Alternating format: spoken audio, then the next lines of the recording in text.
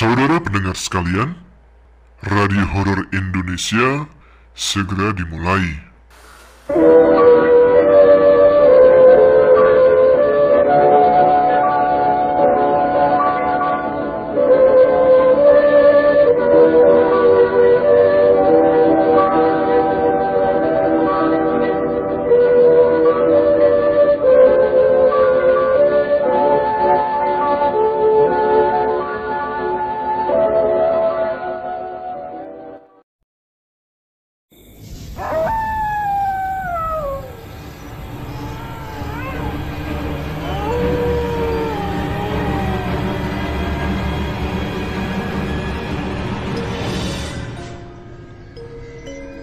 Assalamualaikum warahmatullahi wabarakatuh. Jumpa lagi dengan saya Tama dalam Radio Horor Indonesia. Bagaimana kabar kalian? Semoga selalu diberikan kesehatan dan juga rezeki yang cukup.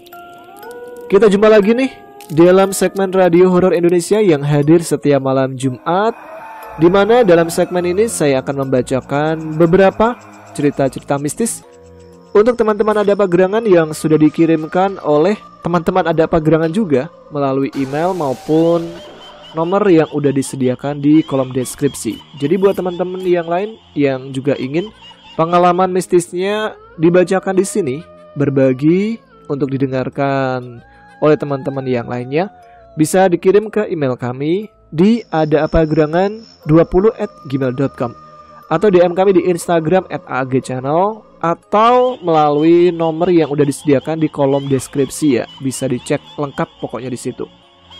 Baiklah, kita awali RHI FM malam ini dengan sebuah cerita kiriman dari siapa enaknya yang pertama?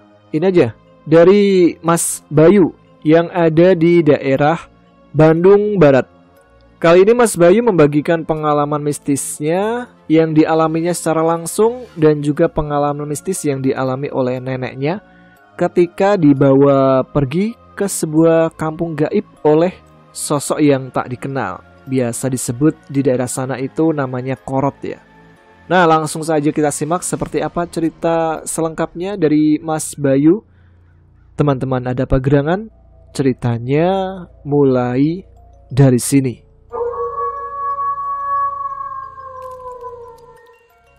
Assalamualaikum warahmatullahi wabarakatuh. Mas Tama dan para pendengar setia Ada Pagerangan channel dimanapun kalian berada, semoga selalu diberikan kesehatan dan juga selalu ada dalam lindungan Allah Subhanahu wa Ta'ala. Perkenalkan, nama saya Bayu Tian Wijaya. Saya lahir di ibu kota Jawa Barat, tepatnya di Kabupaten Bandung Barat. Di sini saya akan menceritakan tentang kejadian yang dialami oleh saya sendiri dan nenek saya, di mana kejadian itu terjadi kurang lebih sekitar 2 tahun yang lalu. Baiklah, begini ceritanya. Aku tinggal di daerah Bandung Barat yang berbatasan langsung dengan kota Cianjur. Antara kota Cianjur dan Bandung Barat hanya terpisah oleh bentangan Sungai Citarum yang sangat megah dan gagah, yang selalu menyimpan sejuta misteri. Namun, bukan itu yang mau saya bahas kali ini. Saat itu saya sedang bekerja di ibu kota Jakarta. Saya hanya jadi karyawan di sebuah pabrik sandal di daerah Jakarta Barat. Pada saat itu, saya sudah 3 bulan belum balik ke kampung dikarenakan jadwal kerja yang lumayan padat. Dan di mana pada saat itu, mulai memasuki liburan tahun baru, saya akhirnya pulang ke kampung halaman saya. Dalam hati saya sangat senang karena sudah ingin secepatnya melepas rindu dengan anak dan istri serta keluarga di rumah. Oh iya, saya lupa memberitahu ya, kalau saya sudah menikah dan mempunyai seorang anak perempuan yang sangat-sangat saya sayangi yang bernama Putri Julia Tian Wijaya.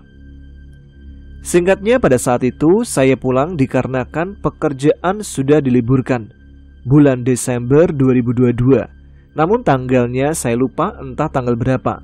Yang jelas pada saat itu saya berangkat dari Jakarta hari Senin malam Selasa.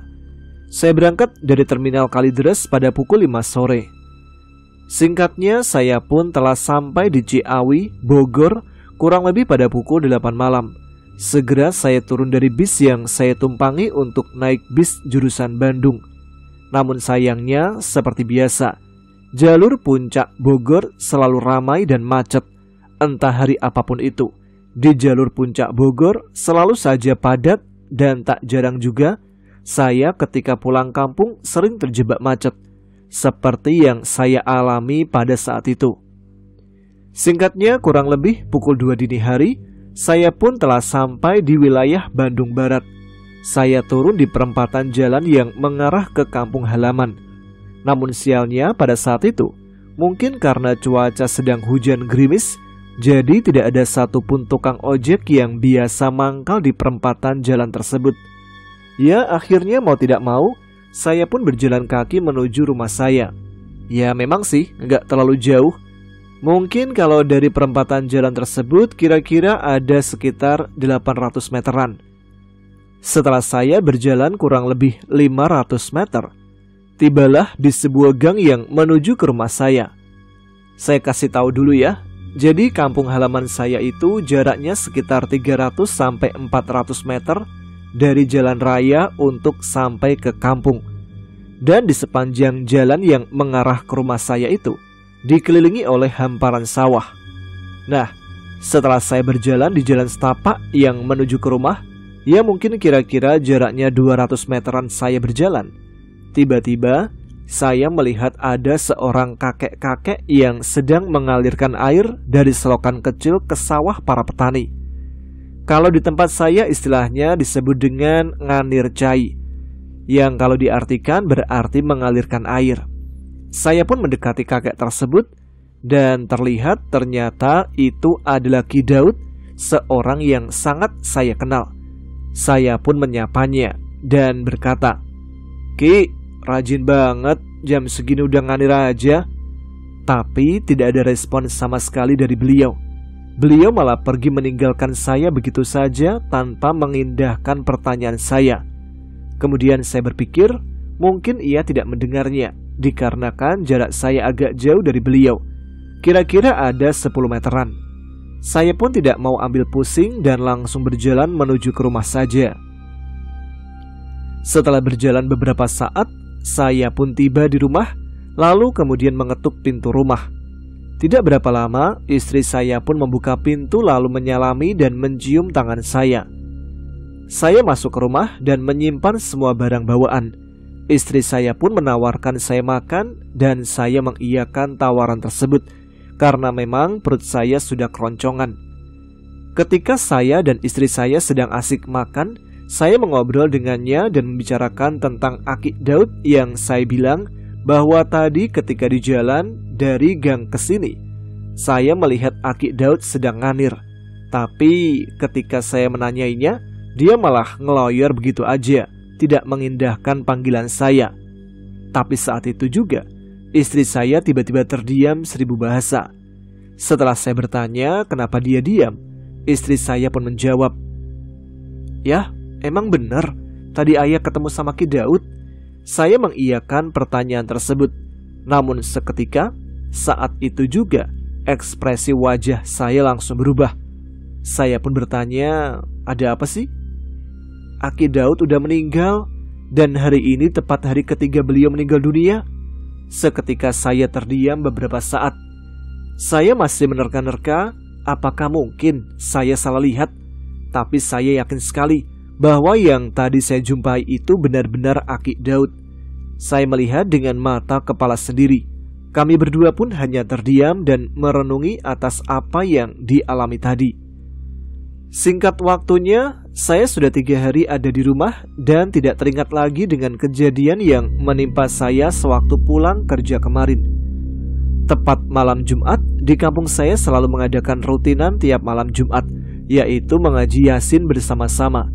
Jika laki-laki mengaji di masjid, sedangkan perempuan mengaji di madrasah. Tidak luput juga nenek saya pun ikut rutinan tersebut. Meskipun umur beliau sudah memasuki kepala 7, tapi beliau masih sangat bugar. Bahkan tidak jarang, beliau masih sering mencari kayu bakar ke kebun-kebun di sekitar rumah. Singkatnya, setelah pukul 10 malam kurang lebihnya, Pengajian rutinan pun sudah selesai dan nenek berjalan menuju rumah saya karena beliau saat ini tinggal serumah dengan saya. Di tengah perjalanan, tiba-tiba ada 2 orang laki-laki yang menyapanya. Laki-laki itu memakai baju serba hitam dan memakai ikat kepala sebagaimana ciri khas orang Sunda tempo dulu. Yang satu laki-laki itu berkisaran umur sekitar 70 tahunan, sama seperti nenek saya.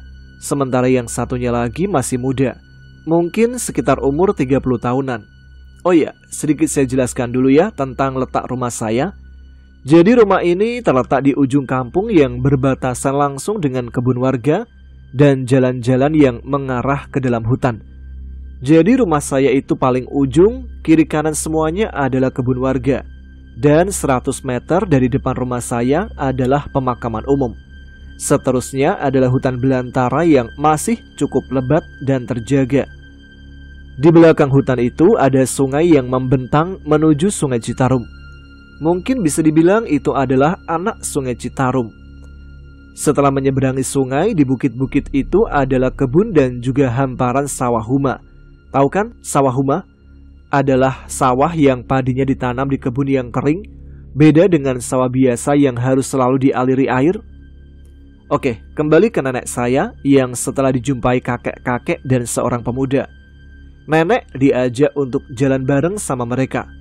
Kakek tua itu pun berkata, "Nih, mau ke arah barat?" Nenek pun mengiyakan pertanyaan tersebut. Kemudian kakek itu mengajak nenek untuk berjalan bersama mereka karena kebetulan searah katanya.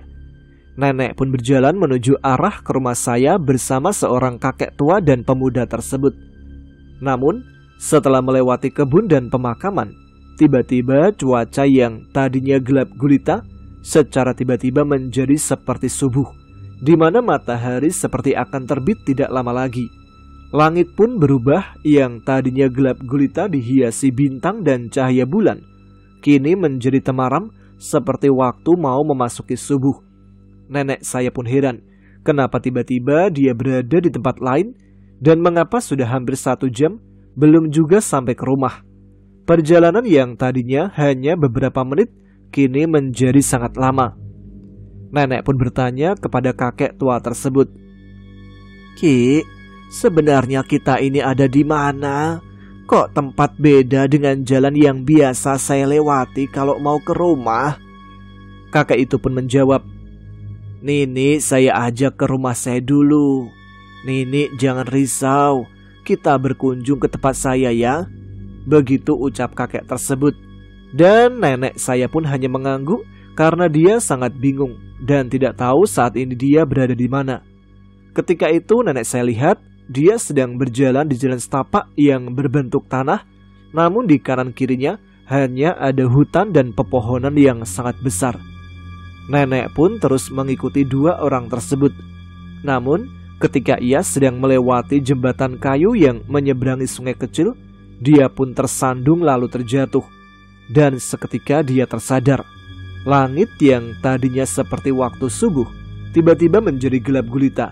Dan ia tersadar ternyata ia sedang ada di tengah Sungai Cijuhung, di mana ternyata ia terjatuh karena menginjak batu yang berlumut dan juga licin. Dan naasnya, kepala nenek sempat terbentur bebatuan hingga menyebabkan sakit dan membuat memar di keningnya. Setelah itu nenek pun naik ke atas dan terdiam di pematang sawah. Dia terdiam merenungkan apa yang terjadi dengan dirinya, karena ia sangat bingung mengapa ia tiba-tiba ada di Sungai Cijuhung yang di belakang hutan belantara itu. Sedangkan jarak antara sungai dan kampung tempat nenek tinggal jaraknya kurang lebih 2 kilometer. Sementara saya yang berada di rumah sangat cemas. Begitupun dengan kakek yang terus menanyakan kenapa nenek belum juga pulang. Padahal waktu itu sudah menunjukkan pukul 11:30 malam. Saya kemudian melapor kepada RT di kampung saya dan menanyakan kepada ustadz yang memimpin ngaji rutinan itu. Saya memastikan apakah semuanya sudah pulang dari pengajian atau belum. Pak ustadz menjawab bahwa semua sudah pulang dari jam 10 malam. Saya dan ketua RT serta beberapa warga mencari nenek yang entah kemana perginya. hingga waktu menunjukkan pukul 2 dini hari, tapi nenek tidak kunjung kami temukan. Satu persatu warga pun mulai pergi untuk beristirahat. Yang tersisa hanya saya, kakek, dan ketua RT. Setelah kami menelusuri setiap sudut kampung dan tiap rumah warga untuk mencari nenek, semuanya nihil, tidak ada dimanapun. Akhirnya setelah waktu hampir mendekati subuh, kami kembali ke rumah masing-masing dan memutuskan untuk mencari nenek keesokan harinya. Istri saya pun saat itu sudah cemas dan menangis karena nenek tidak kunjung ditemukan. Kami semua hanya bisa berdoa dan meminta pertolongan kepada Allah. Semoga nenek diberikan keselamatan. Kembali ke sudut pandang nenek yang saat itu termenung dan mencari keberadaan dua pria tersebut yang tadi mengajaknya untuk berjalan bersama mereka. Setelah lama mencari namun tidak kunjung bertemu dengan dua orang pria itu, akhirnya nenek memutuskan untuk beristirahat di salah satu kebun milik warga. Kebetulan di kebun tersebut ada saung atau pondok. Nenek pun beristirahat sejenak untuk menghilangkan rasa lelah. Belum juga reda rasa lelahnya, tiba-tiba bahunya ada yang menepuk. Dan setelah dia melihatnya, ternyata dua pria tersebut sudah ada di belakang nenek. Saat itu juga, suasana kembali berubah. Langit menjadi temaram seperti waktu subuh, dan pemandangan di sekitar pun berubah menjadi perkampungan. Namun, hampir semua rumah itu berpenampilan layaknya rumah zaman dulu, di mana rumah masih terbuat dari kayu dan bilik, dan atapnya pun masih memakai jerami. Tidak lupa, obor-obor terpajang di setiap bagian depan rumah tersebut. Nenek pun heran dan bertanya kepada kakek tua itu, "Sebenarnya kita ada di mana, Ki?" "Kita sedang ada di kampung halaman saya, Nik. Nenek jangan khawatir. Mari kita ke rumah saya dulu, singgah sebentar." Begitu ucap kakek itu.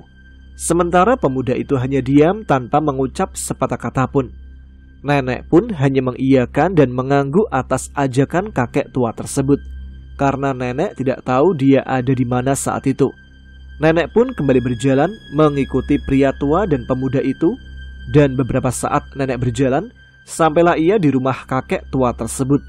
Rumah yang lumayan cukup besar, namun masih terlihat seperti rumah zaman dulu. Nenek disuruh masuk dan disuguhkan berbagai makanan dan minuman. Singkatnya, setelah nenek memakan jamuan tersebut, nenek pun tiba-tiba tertidur. Nenek tertidur dengan pulas, dan alangkah terkejutnya ketika ia terbangun. Ia mendapati dirinya saat itu tengah berada di sebuah bukit yang bernama Bukit Kiara Payung. Nenek sangat heran karena terakhir kalinya ia ingat ia sedang berada di rumah kakek tua. Lalu kenapa tiba-tiba ia berada di Kiara Payung? Sedangkan jarak Kiara Payung dari rumah nenek mungkin sekitar 3 km. Itu pun harus melewati hutan, sungai, dan melewati dua bukit. Yang pertama adalah Bukit Cijuhung yang berada tepat di atas sungai Cijuhung. Kemudian melewati bukit yang disebut sebagai Legok Marni. Lalu sampailah di bukit yang bernama Kiara Payung. Saat itu nenek sangat bingung. Ia pun berjalan menuju arah pulang. Namun, beberapa langkah saja ia berjalan, tiba-tiba ia merasakan sakit dan perih di sekujur tubuhnya. Nenek meraba pelipis mata dan keningnya. Ternyata sudah benjol dan lebam, mungkin akibat terjatuh sewaktu di sungai Cijuhung. Kemudian ia melihat ke sekujur tubuh penuh dengan luka yang diakibatkan oleh duri-duri tajam dari semak belukar yang ia lewati secara tidak sadar. Dia juga mendapati kakinya sudah robek menganga, mungkin akibat menginjak serpian beling atau batu yang tajam. Dengan tergopoh-gopoh, nenek berjalan menuju rumah. Setelah berjalan kurang lebih 2 jam, akhirnya nenek pun sampai di rumah dan seketika ambruk tidak sadarkan diri. Saya pun sangat bahagia bercampur cemas karena melihat nenek dengan keadaan yang sangat mengkhawatirkan. Saya langsung memanggil istri dan Aki Yahya. Seketika, Aki dan istri saya pun berlarian keluar melihat keadaan nenek. Istri saya pun menangis histeris karena melihat nenek sudah tidak sadarkan diri. Sementara Aki Yahya hanya mengungkapkan astagfirullah. Kami pun lekas membawa nenek ke puskesmas untuk segera diberikan pertolongan. Singkatnya, setelah dibawa ke puskesmas, dokter pun bertanya apa yang sebenarnya terjadi kepada nenek, karena ada begitu banyak luka di sekujur tubuhnya. Saya pun bingung harus menjelaskan seperti apa, karena saya memang tidak tahu kejadiannya bagaimana. Setelah 2 hari nenek dirawat, akhirnya nenek pun bisa dibawa pulang ke rumah. Namun kondisi nenek saya saat itu mungkin masih syok atas kejadian yang menimpanya. Hingga setelah 5 hari setelah kejadian, barulah nenek bisa menceritakan dengan detail kejadian yang dialaminya. Saya kemudian memanggil Pak Ustadz yang memang sedikit bisa mengatasi hal-hal di luar nalar. Akhirnya nenek pun diberikan air doa guna membersihkan energi negatif yang masih tertinggal di tubuhnya. Pak Ustadz pun menjelaskan bahwasanya nenek saya dibawa oleh jin yang ingin menyesatkan nenek saya. Entah apa motif sebenarnya yang jin itu inginkan, sehingga menyesatkan nenek hingga membuatnya terluka separah ini. Pak Ustadz bilang jin itu kerap kali mengelabui manusia yang sedang kalut, pikirannya kosong, ataupun manusia yang tengah putus asa. Jin itu kerap kali disebut dengan nama korot di daerah saya, atau sering juga disebut lutung kasarung, atau juga sering disebut ari-ari bandeng. Entah apapun namanya, yang jelas jin seperti itu ingin mencelakakan manusia dengan cara menyesatkan dan membuat manusia putus asa, sehingga manusia itu bertindak ceroboh yang bisa menyebabkan celaka untuk dirinya sendiri. Seperti halnya sedang tersesat di hutan, lalu manusia itu panik dan berlari tak tentu arah hingga dia terjatuh ke jurang dan menyebabkan kematian. Mungkin itu yang diinginkan oleh makhluk tersebut. Setelah nenek diobati oleh Pak Ustadz secara rutin dengan melakukan ruqyah dan memberikan air doa, sekarang nenek saya pun keadaannya berangsur-angsur pulih. Hingga saat ini nenek saya masih sehat walafiat, meski menerima trauma berat dan ia tidak mau ke hutan lagi. Bahkan untuk berkebun yang dulu menjadi kesenangannya, kini beliau tidak mau sama sekali. Dan setiap mengaji rutinan pun, ketika pulang, nenek selalu dijemput oleh kakek saya, yaitu Aki Yahya. Baik Mas Tama, mungkin segitu aja sedikit kisah dari saya yang dialami oleh nenek. Oh iya, saya menulis cerita ini juga udah izin ya kepada nenek untuk menceritakan kejadian ini, dan alhamdulillah beliau mengizinkannya. Semoga di cerita ini kita semua akan sadar begitu banyaknya bahaya yang berada di sekitar kita. Dan pesan dari nenek saya, dimanapun kita berada, kita harus berusaha mendekatkan diri kepada Sang Maha Pencipta, yaitu Allah Subhanahu wa Ta'ala. Dan semoga dari cerita ini kita bisa lebih memperkuat iman kita dan ibadah kepada Allah Subhanahu wa Ta'ala, agar kita senantiasa berada dalam lindungannya dan berjalan di jalan yang diridhoi oleh Sang Pencipta. Karena sejatinya tiada daya dan upaya sebagai manusia selain meminta pertolongan dan perlindungan kepada Sang Khalik. Semoga kita semua selalu diberikan kesehatan dan juga diberikan keselamatan oleh Allah Subhanahu wa Ta'ala. Baiklah Mas Tama, mungkin hanya segitu aja yang bisa saya bagikan untuk kali ini. Tapi tenang, insya Allah jika ada kesempatan lagi, saya akan membagikan cerita saya dan masa kecil saya, di mana saya dulu sering melihat makhluk tak kasat mata yang berada di rumah lama ibu saya. Saya terima kasih pada Mas Tama yang telah bersedia membacakan cerita saya. Semoga Mas Tama sehat selalu, dan semoga Adapa Gerangan lebih berkembang lagi. Semoga sukses buat tim Adapa Gerangan. Saya Bayu Tian Wijaya pamit undur diri. Sekian dan terima kasih. Wassalamualaikum warahmatullahi wabarakatuh. Terima kasih Mas Bayu yang ada di daerah Bandung Barat. Kalau berbicara tentang cerita korot, jadi mengingatkan saya dengan cerita Doni Permana ya, yang kebetulan Bang Doni itu waktu itu berdomisili di daerah Cianjur. Mungkin memang bersebelahan daerahnya. Jadi kita tunggu aja ya pengalaman berikutnya dari Bang Bayu, dan semoga nenek beliau serta Aki diberikan kesehatan dan berumur panjang, diberikan umur yang berkah tentunya ya. Salam untuk istri dan anaknya, putrinya tepatnya, yang bernama Putri Julia Tian Wijaya. Dan ngomong-ngomong tentang cerita masa kecil, ada lagi nih sebuah cerita masa kecil yang dialami oleh Bang Rohman yang ada di Nganjuk. Udah lama juga ya kita nggak mendengarkan cerita dari Bang Rohman ini. Nah, kali ini ada cerita apa lagi dari Bang Rohman? Langsung saja kita simak ceritanya. Teman-teman, ada apa gerangan? Ceritanya mulai dari sini. Suatu malam, dalam keadaan entah itu mimpi atau nyata, aku sedang berada di sekitar rumah. Suasananya terang, namun sedikit gelap, seperti masuk waktu maghrib. Tapi sekarang baru aku tahu bahwa itu adalah alam gaib. Ketika aku berjalan-jalan mengitari rumah, aku melihat seorang nenek bungkuk sedang menggembala 2 ekor sapi putih, yaitu induk dan anakannya. Ku hampiri nenek itu dan bertanya, "Maaf nek, panjenengan siapa njih?" Nenek itu berjingkat mungkin karena kaget. "Kamu? Bagaimana bisa kamu di sini?" "Memangnya di sini tempat apa, Nek?" "Di sini bukan tempatmu. Ayo, aku antar kau pulang." "Nenek ini siapa?" "Aku hanya nenek tua yang tinggal di sini." "Di mana, Nek? Kok aku nggak tahu?" Nenek itu hanya tersenyum. "Sebelum rumah ini dibangun, aku sudah di sini ribuan tahun, Cuk." Karena aku masih kecil, jadi tidak begitu mengerti maksudnya waktu itu. "Sudah sampai. Pejamkan matamu."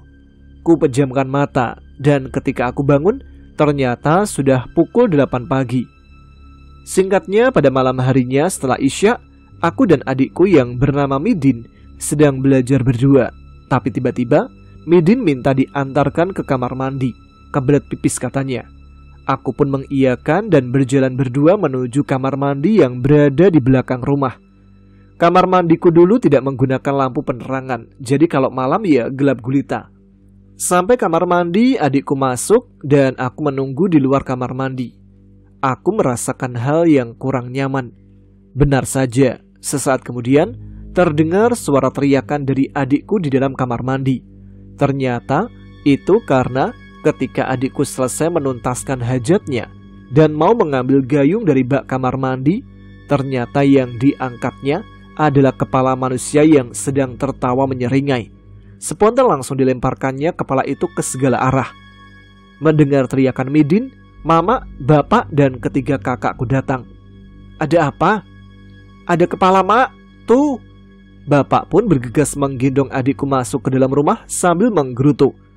Bukannya jaga adik malah diketawain. Kakak perempuanku yang pertama lalu bilang, "Emang ada apa sih, Man?" "Tuh ada kepala manusia." Kemudian mama dan bapak mengeceknya, tapi ternyata tidak ada apa-apa. Sementara adikku masih menangis sesenggukan. Tapi ternyata tidak sampai di situ. Dari pintu depan rumah ada yang mengetuk, tapi suaranya seperti bukan diketuk menggunakan tangan.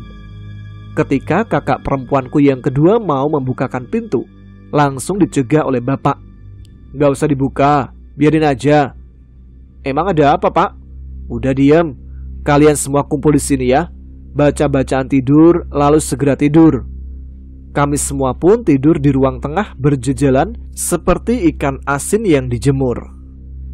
Saat lampu dimatikan, kurang lebih jam 1 malam, aku terbangun dan mendengar suara wanita menangis sesenggukan. Ketika ku cermati suara wanita itu, aku kenal siapa yang sedang menangis, yaitu kakak perempuan keduaku. Dia menangis sambil melotot tajam melihat ke arah luar, tepatnya ke arah korden jendela. Aku pun ikut mengamati korden jendela itu, dan kulihat ada seorang wanita berpakaian putih sedang menatapku sambil tersenyum. Sosok itu berjalan lambat, bukan berjalan, melainkan mengambang perlahan meninggalkan rumahku, tapi kepalanya masih menatapku dan menyeringai. Setelah kepergian sosok itu, tiba-tiba terdengar suara banyak orang seperti sedang berdagang, dan bahkan ada banyak suara orang berlalu lalang. Setelah kulihat kakakku itu tidur kembali, aku juga mulai memejamkan mata lagi. Pada pagi harinya bapak bertanya kepadaku, "Man, semalam kamu lihat sesuatu enggak?" "Lihat apa, Pak?" "Ya, yang aneh-aneh. Semalam pas tidur aku melihat Kak Intan menangis, dan melihat ada wanita di depan jendela, dan juga ada banyak orang ramai di depan rumah kayak pasar, Pak." Ini masuk bulan Suro, jadi nggak heran kalau seperti itu. Bapak harap kamu terbiasa ya, Man. Oh iya, Pak, baru aku tahu ini. Pada sore harinya, di mana semua keluargaku sedang berada di ruang tengah menonton televisi, aku dan adikku bermain di dekat jendela. Tiba-tiba, aku melihat ada seseorang berpakaian putih bersih sedang berdiri di tengah kebun pohon talas. Sosok itu menatapku tajam. Kemudian, sosok itu menunjukku, dan secara bersamaan, tanah terasa bergetar dan semakin lama semakin kencang. Dari dalam rumah, Mama dan yang lainnya berteriak-teriak, "Ada gempa, ada gempa!" Semua orang berhamburan keluar rumah. Aku yang tahu bahwa getaran itu berasal dari sosok itu, langsung berlari menujunya. Tapi sosok itu secepat kilat terbang tinggi dan menghilang. Barulah tanah tidak bergetar lagi. Setelah kulihat sekeliling, ternyata semua warga juga ikut keluar rumah. Bahkan ada juga yang membunyikan kentongan. Pernah juga ada kejadian ketika aku sedang bermain bola di pondok ketika surup, lalu bola itu melesat ke tengah kebun dan berhenti di bawah pohon asem. Gak ada yang mau mengambilnya. Jadi akulah yang terpaksa masuk kebun untuk mengambil bola. Ketika ku ambil bola itu, aku melihat ada seorang wanita berkain merah sedang menimang-nimang anaknya. Aku yang masih polos main deketin aja sambil bertanya, "Mbak, sampean siapa? Kok aku baru lihat?" Sosok itu diam saja dan terus menimang-nimang bayinya. Dan ketika semakin ku dekati, ternyata yang digendongnya itu bukan bayi, melainkan hanya bungkusan daun pisang kering. Tiba-tiba wanita itu meraihku, dirangkulnya, lalu dibawa terbang ke atas pohon asem. Tapi nggak tahu kenapa, tiba-tiba kuntilanak merah itu seperti kepanasan dan pergi begitu saja. Aku ditinggal di atas pohon tinggi, nggak tanggung jawab nurunin lagi. Aku nangis karena nggak bisa turun. Lalu ada salah satu tetangga yang mendengar aku menangis dan mungkin tanya-tanya sama teman-temanku, rame-ramelah pada ke bawah pohon asem.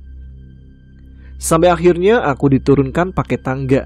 Di situ baru aku cerita kalau aku digondol kuntilanak merah, ditaruh di atas pohon asem. Besoknya badanku langsung panas, demam tinggi. Tapi untung gak lama, cuma 3 hari, lalu sembuh sendiri. Nah, itu Mas Tama cerita pengalaman masa kecilku. Banyak banget, tapi ya gitu, sepotong-sepotong. Lain kali tak nulis lagi. Sekarang lagi dalam keadaan berduka nih, karena kakek dan budeku kemarin meninggal dunia. Mohon doanya ya teman-teman. Sekian Mas, terima kasih. Wassalamualaikum warahmatullahi wabarakatuh. Terima kasih Mas Rohman yang sudah kembali membagikan kisah mistis dari masa kecilnya ya. Dan juga semoga husnul khotimah untuk kakek dan juga budenya. Dan untuk keluarga yang ditinggalkan, semoga diberikan kesabaran. Semoga juga amal ibadahnya diterima dan dosa-dosa beliau sekalian diampuni. Amin, amin ya rabbal alamin.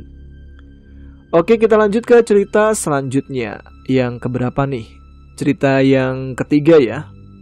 Oke, cerita yang ketiga ini ada kiriman cerita dari Mas Puji. Mas Puji ini udah lama ya mengirimkan ceritanya, tapi maaf ini baru sekarang bisa dibacakan. Ya sudah, kita langsung saja menyimak cerita dari Mas Puji, pengalamannya ketika memancing di malam Jumat Kliwon. Seperti apa ceritanya? Teman-teman ada pagerangan, ceritanya mulai dari sini. Assalamualaikum Bang Tama, kru ada pagerangan dan teman-teman subscriber semuanya. Perkenalkan dulu, namaku Puji Tri Sugeng Prasetyo. Aku merupakan salah satu pendengar setia ada pagerangan. Semua cerita di channel ini udah aku dengerin. Nah, sekarang giliran aku juga pengen berbagi sebuah cerita mistis ketika memancing pada malam Jumat. Ceritanya waktu itu aku sedang santai di depan rumah, tentunya ditemani kopi hitam dan rokok Surya kesukaan. Rasanya nikmat banget kalau yang doyan. Kalau yang gak doyan rokok kayak Mas Tama ya batuk-batuk dikasih Surya. Nah, waktu enak-enaknya ngopi, Teman saya ada yang nelpon, sebut saja namanya Jaya. "Oi Ji, di mana kamu?" Saya jawab, "Ini lagi santai di depan rumah." "Oke, OTW ke situ bosku." Tak berselang lama si Jaya datang bersama temannya. Teman saya juga sih ya, sebut saja namanya Anto dan Arif. Begitu datang dengan seenak jidatnya, si Jaya langsung nyeruput kopi yang masih panas sampai melepuh deh tuh bibir. "Asem, gak ngomong kalau masih panas." "Lah salah siapa gak nanya dulu, main sosor aja kayak entok." Mereka lalu duduk dan kami ngobrol-ngobrol santai membahas segala macam hal, termasuk membahas pekerjaan. Lalu si Anto tiba-tiba bilang, "Tar malam mancing yuk, lama nih gak mancing." "Mancing di mana?" "Yang deket hutan," usul Anto. "Emang ada ikannya?" tanyaku karena memang aku kurang tahu. "Kemarin Pak Diku dapat banyak di sana." "Lah, bukannya tar malam itu malam Jumat ya?" sahut Jaya menimpali. "Emang kenapa kalau malam Jumat? Takut ya?" tantang Anto. Si Antonya malah ngeledek begitu, yang membuat Jaya gengsi dong. "Enggak lah, wong pendekar masa takut." Walaupun dalam hati saya yakin dia takut. "Yowes, ayo cari umpan dulu, biar tar sore langsung berangkat," ajakku pada mereka semua. Lalu serentak Jaya, Arif, dan Anto setuju. Singkat cerita, setelah umpan yang kita cari sudah didapat, mereka pulang lebih dulu dan nanti sore kumpul lagi di rumahku sebelum berangkat mancing. Setelah mereka pada pulang, aku langsung menyiapkan alat pancingku. Lalu datang nenek yang main ke rumah. Nenek yang melihatku sedang sibuk dengan alat pancing langsung bertanya, "Mau mancing tole?" "Iya nih Mbok, sama teman-teman." "Mancing sampai malam atau sore aja? Kalau malam mending gak usah mancing le." "Lah kenapa Mbok?" "Ini kan malam Jumat, gak baik malam Jumat mancing sampai malam." "Ah gak apa-apa Mbok, lawang sama teman-teman juga kok." "Alah, karepmu wes, susah lek dibilangin Mbok. Aku pun cuma nyengir aja dibilangin nenek seperti itu. Singkat waktu aja, sore itu sekitar jam 5, ternyata teman-temanku udah pada datang, saking semangatnya. Setelah memastikan semua peralatan dan bekal siap, kita langsung berangkat menggunakan 2 motor. Aku berboncengan dengan Jaya, sementara Anto dengan Arif. Perjalanan menuju hutan jika berjalan kaki mungkin bisa sampai 1 jam. Jadi kami menaiki sepeda motor supaya lebih cepat sampai di tempat memancing. Setelah sampai di lokasi, kami pun sibuk dengan pancing sendiri-sendiri. Setelah pancing kami sudah dilempar di sungai, kami pun ngobrol santai sambil menunggu umpan kami dimakan ikan. Waktu itu azan maghrib sudah terdengar, walau jauh dari rumah-rumah warga. Tiba-tiba umpan Anto ini dimakan ikan. Tok, pancingmu tuh dimakan ikan," ucapku. "Iya nih, mau diangkat." Di situ kelihatan ikannya besar banget. Tapi ketika mau diambil malah lepas ikannya. Marah dong si Antonya. "Asu, malah lepas. Hus, mulutmu itu loh." Gak apa-apa." "Oh lah, dibilang juga malah ngeyel," sewot Jaya. Tidak berselang lama, langit yang awalnya cerah tiba-tiba hujan deras. Waktu itu jam sudah menunjukkan pukul 9:30 malam.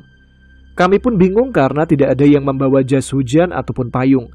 Alhasil kami kehujanan. Namun kami tidak berhenti, tapi lanjut memancing. Gila gak tuh? Mancing mania, mantap. Gitu gak sih? Di situ aku gak kuat dan kedinginan berinisiatif membuat tempat berlindung dari daun-daun yang ada di dekat kami. Tak selang lama tempat berteduh pun jadi. Ya walaupun masih kena hujan, tapi setidaknya mengurangi air hujan yang mengenai kami. Aku yang tidak kuat dingin berlindung sendirian. Jarak tempat berlindung dari tempat memancing sekitar 2 meteran. Nah, disinilah perasaanku tiba-tiba gak enak dan bulu kuduk langsung merinding. Aku coba tengok di sekitar karena seperti ada yang mengawasi. Benar saja. Jarak sekitar 15 meteran, aku melihat ada sosok wanita berbaju putih yang tidak lain adalah kuntilanak. Dia sedang nangkring memperhatikan aku dengan muka yang seram dan matanya yang merah menyala. Aku pun cuma bisa nunduk dan membaca istighfar dalam hati. Tapi aku tidak bilang ke teman-teman kalau ada Mbak Kunti. Tapi tiba-tiba badanku terasa dingin menggigil hebat seperti orang yang kena hipotermia. "Oi Ji, gak mancing lagi kamu?" tanya Antok yang melihat aku berteduh. Tapi aku tak bisa jawab. Kemudian Jaya menghampiriku. "Tok, Rif, si Puji kayaknya kena hipo nih. Ayo kita pulang aja.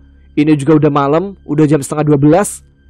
"Oke, tak gulung dulu pancingnya," ucap Antok dan Arif. Setelah pancing sudah selesai dimasukkan tas, kami pun langsung pulang. Keesokan paginya badanku terasa panas banget. Namun di dalam rasanya dingin. Selimut double 3 pun tidak cukup membuat hangat. Pikirku ini hanya demam biasa. Jadi aku gak mau dibawa ke puskesmas terdekat. Tetapi setelah 5 hari lamanya, kondisiku semakin drop sampai akhirnya langsung dibawa ke puskesmas oleh bapakku. Setelah dari puskesmas, dalam 3 hari pun tidak ada perubahan. "Gimana ini Pak? Badan Puji masih panas banget." "Ya udah ayo, bawa ke rumah sakit Bu."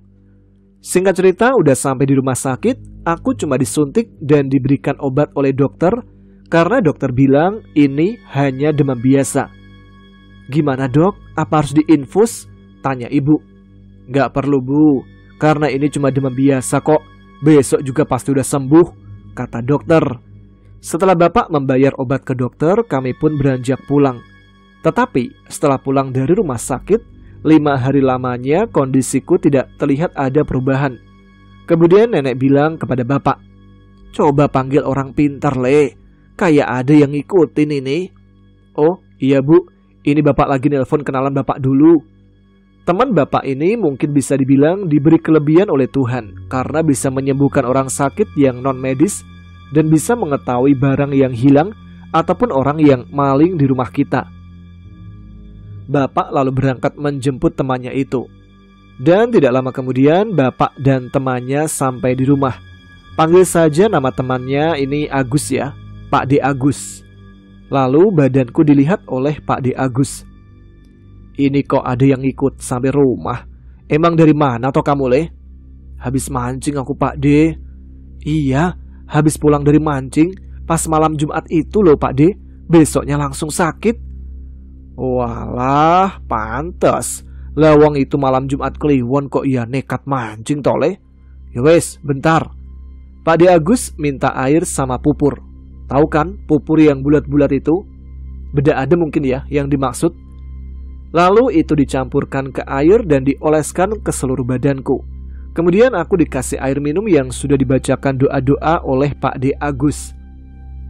Alhamdulillah, yang ngikutin udah pulang. Tinggal nunggu besok, mudah-mudahan langsung sehat. Amin, ucap bapak, ibu dan juga nenek. Kemudian ketika Pak D. Agus mau pulang karena hari udah sore, ibu memberikan amplop sebagai rasa terima kasih. Tapi Pak D. Agus tidak mau menerima amplop itu karena Pak D. Agus menolong dengan ikhlas. Katanya nggak semua itu tentang uang. Jangan dibiasakan menolong berharap karena uang, karena sekarang kan banyak yang gitu ya. Tapi walaupun ditolak, bapak tetap memaksa memasukkan sebungkus rokok Surya ke kantong bajunya. "Ya wis lah, makasih loh. Pak D pulang dulu ya Le. Mudah-mudahan besok sembuh." "Iya Pak D, makasih ya." "Iya Le, sama-sama. Mari Bu, mari Mbah." Sehabis pulangnya Pak D. Agus, aku pun langsung tidur karena jam sudah menunjukkan pukul 10 malam. Singkat cerita, ketika pagi datang, benar saja badanku sehat dan tidak demam seperti kemarin. Nah, itu dia cerita saya Bang Tama. Makasih ya udah mau dibacakan. Pesan saya, dimanapun kalian berada, apalagi di hutan, jagalah perkataan dan etika, karena kita hidup berdampingan dengan mereka. Satu lagi, kalau ada orang tua kasih pesan, dengerin, jangan suka ngeyel jadi orang. Sekian, terima kasih. Saya Puji dari Kalimantan, pamit undur diri. Wassalamualaikum warahmatullahi wabarakatuh.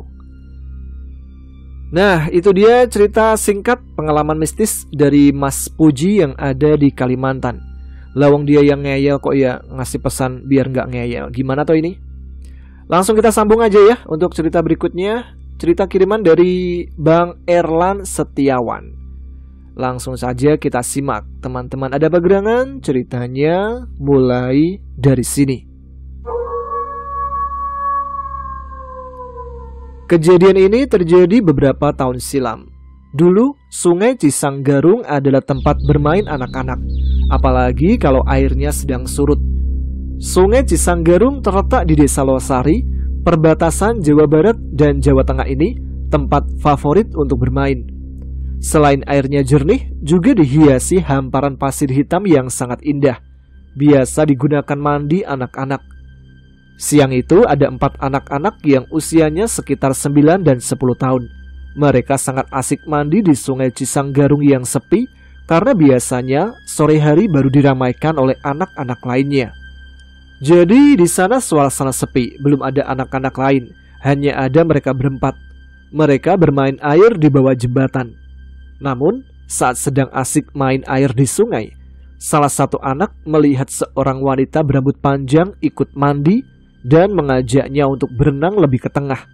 Dan anehnya, anak itu menurut saja, padahal teman-temannya sudah memperingatkan untuk jangan ikuti ajakan wanita tersebut. Dan benar saja, saat anak itu berenang ke tengah, tiba-tiba wanita itu menghilang dan anak tersebut tenggelam. Sementara teman-temannya tak bisa berbuat apa-apa.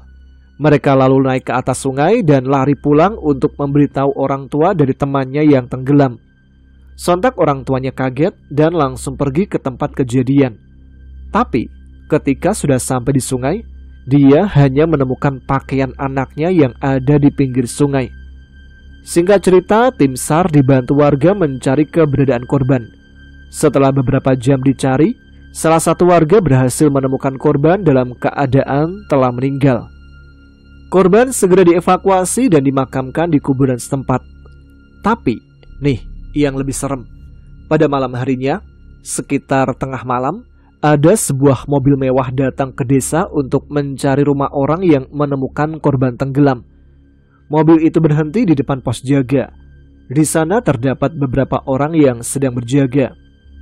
"Punten," kata cewek itu. "Iya mbak, cari siapa?" "Saya mau cari rumahnya Pak Otong. Apakah bapak tahu?" Warga yang ditanya merasa curiga, karena masa iya malam-malam begini ada wanita cantik mencari Otong, dan menganggap bahwa ini semua ada hubungannya dengan penemuan korban tenggelam tadi siang. Kemudian bapak yang ditanya oleh wanita itu menjawab, "Maaf mbak, di sini nggak ada yang namanya Otong." "Oh gitu ya pak, ya udah makasih ya pak." Saat wanita itu berbalik badan, bapak itu memperhatikan dengan seksama, dan benar saja, wanita itu berjalan tanpa menyentuh tanah. Sontak bapak itu ketakutan dan langsung masuk ke rumah. Jadi, konon katanya, kalau ada korban tenggelam di Sungai Cisanggarung, sebelum korban diangkat sendiri oleh penunggu tempat itu, tidak boleh ada yang mengambilnya. Dan kalau itu terjadi, maka yang menemukan korban akan dicari oleh penunggu sungai itu dan bisa menjadi tumbal pengganti. Satu lagi kisah yang ingin saya bagikan mengenai sebuah bangunan bekas gedung bioskop di Desa Losari Kidul. Ceritanya berawal dari teman saya yang bernama Agus. Suatu hari dia sedang menyendiri di belakang bangunan bioskop yang sudah tak terpakai sambil bermain gitar. Tapi tiba-tiba dia melihat pintu belakang bangunan terbuka sendiri. Agus yang merasa penasaran lalu masuk ke dalamnya. Saat masuk dan memperhatikan sekitar, dia melihat sebuah kamar yang pintunya sudah rapuh. Lalu dia memberanikan diri untuk masuk ke kamar tersebut. Ketika masuk, suasana di dalamnya sangat lembab. Tidak ada cahaya yang bisa masuk ke sana. Dan saat sedang melihat-lihat, matanya tertuju pada suatu benda seperti kotak harta karun. Agus pun langsung mengambil kotak itu. Dikiranya isinya emas atau barang berharga lainnya. Tapi ketika dibuka, ternyata isinya bermacam-macam benda pusaka. Dalam hati dia berkata, "Lumayan nih, bisa dijual. Apalagi isinya benda pusaka." Memang dalam peti isinya berbagai benda pusaka yang sangat unik. Ada keris dari yang paling besar sampai yang paling kecil. Ada batu cincin dengan berbagai warna. Ada kayu berbentuk kepala belut, ketapel berbentuk kepala ular, dan benda pusaka lainnya. Singkat cerita, Agus membawa pulang kotak itu dan sempat diberitahukan kepada temannya termasuk saya. Saya yang mendengar cerita Agus dan melihat benda pusaka yang dibawanya pulang, perasaannya langsung tidak enak. Benar saja, saat malam harinya, disitulah kejadian mengerikan terjadi. Ketika Agus hendak tidur, dia merasa ada yang memegang seluruh kaki dan tangannya. Lalu dia diseret keluar rumah oleh sosok hitam. Agus tak bisa berbuat apa-apa. Mulutnya seperti dibekap. Mau teriak pun tidak bisa. Dan disitulah Agus dimasukkan ke dalam tanah dengan posisi berdiri. Dia dikubur sampai batas leher oleh sosok hitam itu. Agus pasrah. Matanya dia pejamkan, dan dalam hati dia berdoa meminta pertolongan pada Allah. Selesai berdoa, Agus membuka mata. Dia masih berada di kamarnya, dalam keadaan normal seperti biasa. Dan sosok hitam itu telah hilang. Tapi Agus merasa badannya lemas dan suhu tubuhnya panas. Dia meriang dan tak bisa tidur sampai pagi. Besoknya Agus membawa kotak itu keluar rumah. Dia berinisiatif untuk membuangnya. Lalu dia menemui temannya, dan akhirnya benda pusaka itu dibuang ke Sungai Cisanggarung. Setelah dibuang, Agus sudah mulai sehat kembali seperti sedia kala. Nah, itu dia cerita singkat dari Mas Erlan yang ada di Losari, daerah Cirebon ya ini, yang berbatasan dengan Brebes kalau nggak salah. Kita langsung lanjut aja nih ya, karena ceritanya mungkin hanya pendek-pendek. Langsung menuju ke cerita selanjutnya. Kali ini ada cerita yang dibagikan oleh Mas Pras alias Mas Prasetyo. Langsung aja kita simak. Teman-teman ada apa gerangan? Ceritanya mulai dari sini. Permisi Bang Tama, numpang cerita sedikit pengalaman mistis saya. Ya, walaupun mungkin gak begitu seram ya. Cerita ini berlatar di Temanggung. Bagi yang belum tahu Temanggung, itu berada di wilayah Jawa Tengah. Kejadian ini terjadi pada tahun 2009. Kira-kira waktu saya masih SMA Bang, liburan sekolah waktu itu. Jadi waktu itu ketika saya sedang liburan sekolah, saya diajak seorang teman untuk mencari tokek bersama omnya. Karena memang omnya temanku ini suka nyari tokek untuk dijual. Bagi yang gak tahu nih ya, harga tokek dengan jenis dan ukuran tertentu itu mahal harganya. Biasanya untuk bahan obat gatal. Dan pada waktu itu harga tokek memang sedang naik. Ya sudah, daripada gabut di rumah, saya memutuskan untuk ikut bersama teman dan omnya. Singkatnya, malam itu kami bertiga mulai berangkat pada pukul 9 malam. Kami berjalan kaki sekitar 5-10 menit menuju ke lokasi tempat di mana tokek biasa berada, yaitu di kuburan. Dulu di desaku ini jumlah rumahnya masih sedikit, gak kayak sekarang yang sudah padat penduduk karena banyak pendatang. Saya berikan dulu ya gambaran lokasinya. Jadi kami awalnya berjalan menuju ujung desa melalui kebun pisang yang gelap. Sepanjang jalan hanya ada pepohonan, seperti pohon kersem, pisang, pohon kamboja, pohon jati, pohon randu, dan pohon bambu yang bergerombol. Kemudian kami masuk ke dalam pemakaman yang cukup luas. Nah, disitulah kami mencari tokek. Tapi setelah 2 jam pencarian dan hasilnya tidak begitu banyak, kami memutuskan untuk mencari ke makam desa sebelah. Jadi kami bertiga kembali menyusuri jalan sepi dan menyeberangi sungai yang dangkal, baru kemudian masuk kembali ke pemakaman desa sebelah. Tapi sepanjang perjalanan itu tidak ada gangguan berarti lah. Paling hanya sekedar suara-suara dari burung hantu, atau yang paling serem itu ada juga terdengar suara tertawa. Cuma kami anggap suara hewan liar aja, karena juga nggak begitu jelas sih terdengarnya. Singkat cerita ya, sekitar pukul 12:30 pagi, kami memutuskan untuk pulang karena udah dapat banyak tokek. Wah, panen nih, panen uang pastinya. Nah, mulai dari sini, mulai ada kejanggalan dan gangguan. Waktu kami menyeberangi sungai, baru sampai tengah-tengah sungai, tiba-tiba tercium bau busuk yang sangat menyengat. Tapi nggak lama berganti bau pandan, yang kalau dicium itu berasal dari depan kami, yang merupakan sebuah pohon randu gede karena sudah tua. Bahkan mungkin sebelum ada aku atau nenek ada, pohon itu sudah ada. Tapi kami tidak terlalu menghiraukan dan tetap lanjut menyeberang. Sampai akhirnya tiba di seberang sungai. Seketika kami dibuat merinding karena mendengar suara wanita sedang bernyanyi Jawa. Nembanglah. Sebenarnya takut mau lewat sana.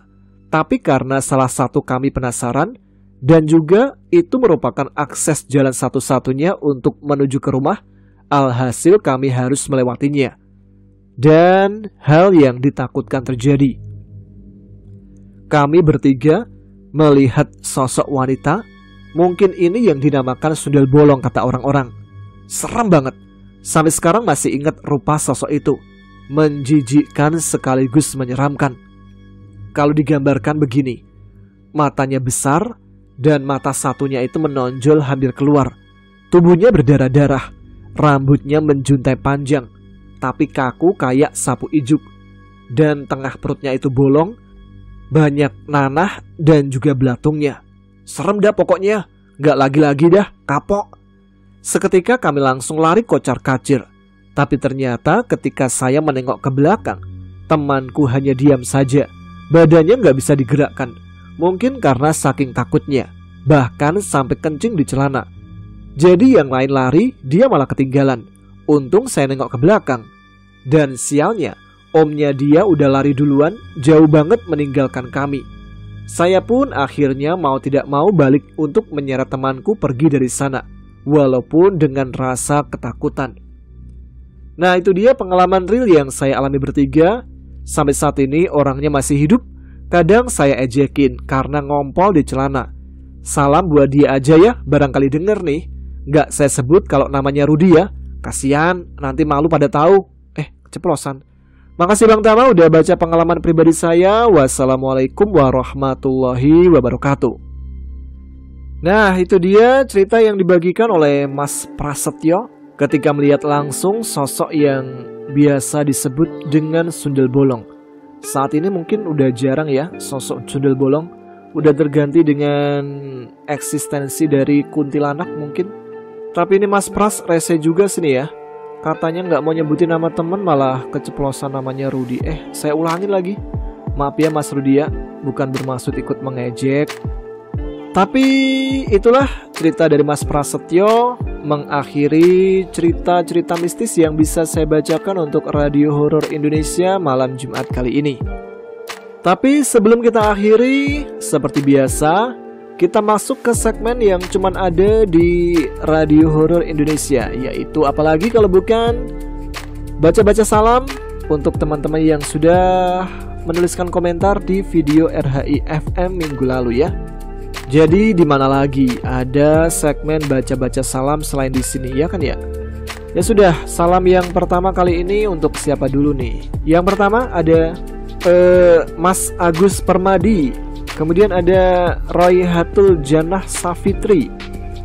Lalu Bang Prayoga Agus titip salam nih buat dari Ronald di Cikupa Tangerang. Ini Prayoga atau Ronald nih? Kemudian ada juga Agus selanjutnya, ada Agus Sunarto, banyak banget nama Agus ya. Salam sejahtera Cak Tama, ini baru bisa buka HP, langsung gas dengerin RHI FM. Mantap banget ceritanya. Salam semua untuk subscribernya ada Pagerangan. Salkomsel dari Arjom, Arek Jombang. Salam kembali ya buat teman-teman di Jombang. Kemudian ada dari Agus lagi. Wah, Agus sudah berapa Agus ini? Kali ini Agus Faisal dari Magelang. Titip salam buat para korban slot yang ada di Indonesia. Dekatkan diri lewat ibadah sholat 5 waktu berjamaah. Semoga Allah memberikan hidayah. Amin, amin ya rabbal alamin. Buat teman-teman yang masih berkutat terjebak dalam lingkaran setan yang bernama slot judi, semoga bisa segera keluar ya. Karena emang sulit banget nih orang yang udah kecanduan judi terus menyudahi perbuatannya. Dan itu pasti merugikan ya. Gak cuma merugikan diri sendiri tapi keluarga. Gak ada yang namanya judi bisa membuat kaya kayak kata Roma Irama. Yang untung yang pasti ya pasti bandar judinya lah. Nah gitu aja. Terima kasih Mas Agus Faisal dari Magelang yang udah mengingatkan kita semua. Karena emang marak banget nih ya judi-judi online begitu. Ada siapa lagi nih ya? Innova dari kota Riyadh, hadir selalu buat radio horor dan cerita. Mas Tama tak mau ketinggalan. Sehat selalu buat Mas Tama dan keluarga, amin. Terima kasih. Innova di Riyadh, jauh banget. Ada juga Mas Wahyu Sulistiorini, Mbak Wahyu Sulistiorini dari Gresik. Kemudian Jasni Hasim, salam saudara Tama, salam balik. Tetap hadir walaupun udah masuk waktu pagi. Rupanya waktu segini lebih terasa seramnya. Terbaiklah, terima kasih Bang Jasni Hasim yang walaupun hadir pagi-pagi ya.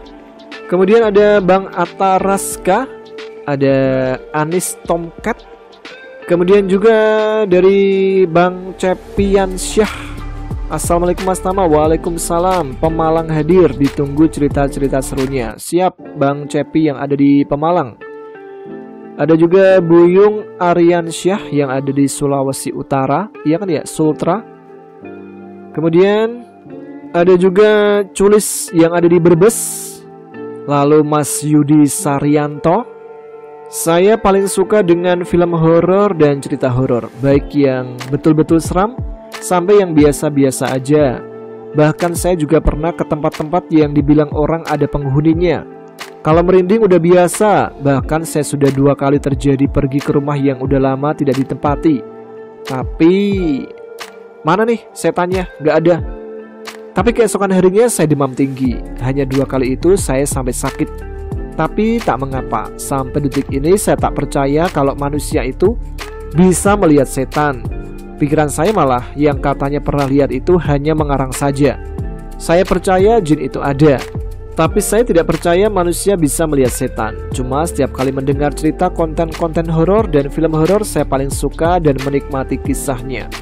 Terima kasih Mas Yudi Saryanto untuk pendapatnya ya.